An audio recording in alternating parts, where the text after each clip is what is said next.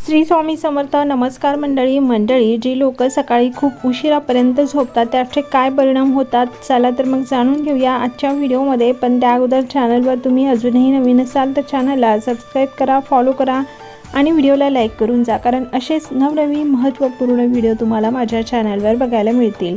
Number 1, जी लोक उशिरापर्यंत उठतात ती लोक जास्त विचार करतात पण जीवनात यशस्वी कधीच होत नाही. नंबर 2, जी लोक उशिरापर्यंत झोपतात त्यांची मानसिक अवस्था चांगली राहत नाही.